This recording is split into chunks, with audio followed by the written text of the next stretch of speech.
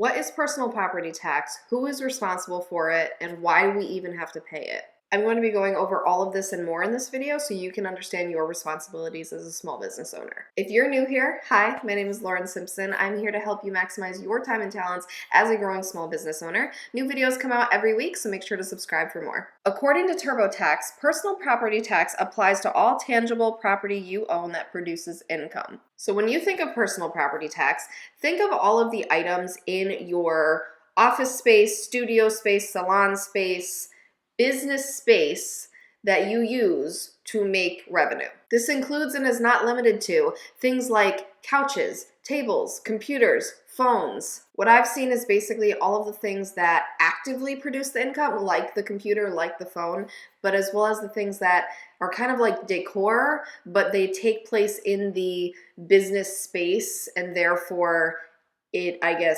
helps create income, and so it's taxable. Personal property tax is a local tax, so this is town run. So you will get your paperwork from the town in which your business resides. Guess who's joining us? Surprise, surprise.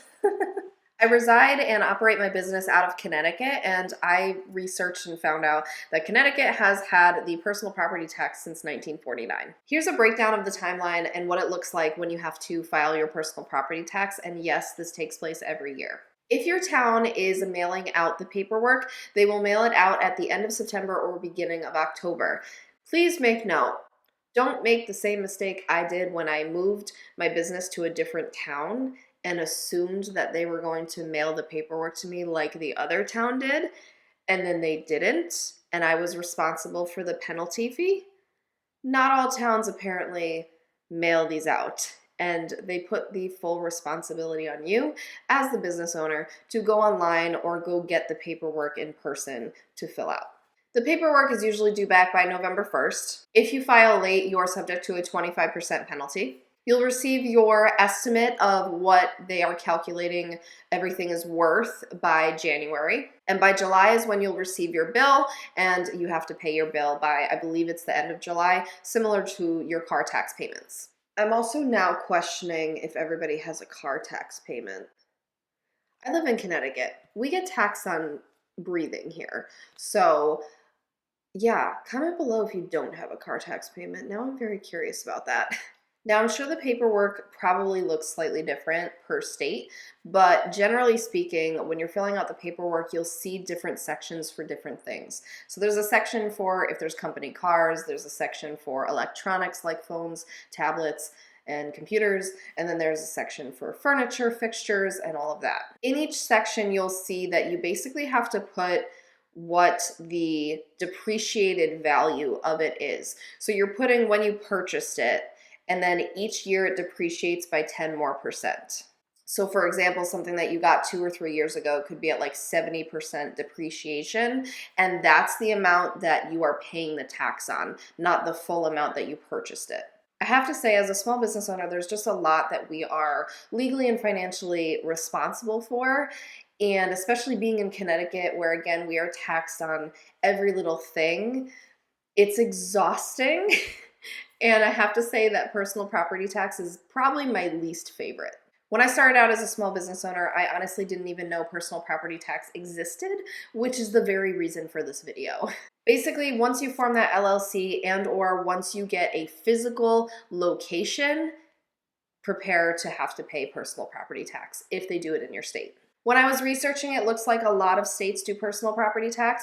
I'm going to put a screenshot up here so that you can find where you reside and if you are responsible for it. But the reason that this tax really bugs me is because you are literally being double taxed. Double, triple taxed, however you want to look at it. So basically, you pay for the thing. You pay for the table, the computer, the item that you need to put in your space and that you need to produce the income from that space. You pay sales tax on that item when you purchase it. That should be it. But no, now we're going further and we're being taxed on these items that just sit there. When I tell you at my studio, I have tables and chairs and a couch and things that are being taxed on for just existing in the space. And then not only that, you are taxed, I think it's for like 7 years or something, if you still have the item for 7 years. Why? Why are we being drained like that? For what? The thing I will say is I don't even know what the personal property tax goes towards. That part I have to look up because I truly don't understand. Like, if we're paying this tax, does it at least go to something helpful to small businesses? Does it go back into our community? Like, what is it for? Then, of course, you're being taxed substantially on the revenue that you make in your business, and then payroll, and just the taxation never ends.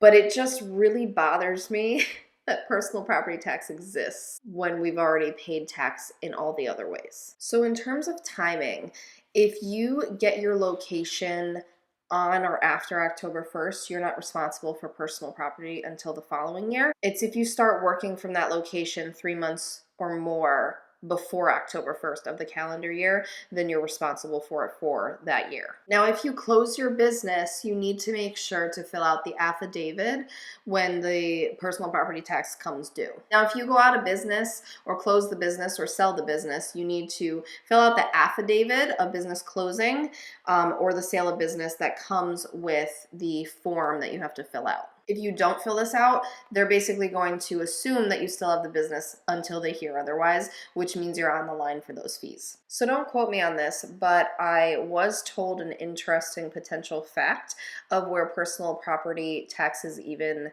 came from in the US.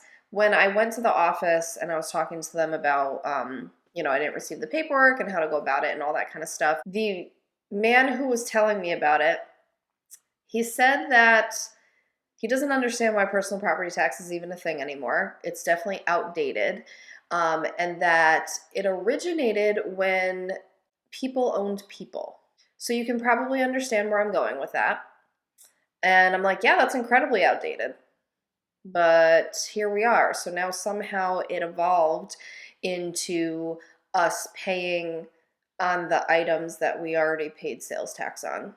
Listen, I don't understand. I'm just here to tell you what I do know because I didn't even know this existed when I started out in business. When I was doing some more research, I couldn't find anything solidifying that. And then when I was doing more research, I found, in the 14th and 15th centuries, that this had to do with like kings and queens and things like that. So, there's definitely an interesting history to personal property tax. It didn't just start out like it is today.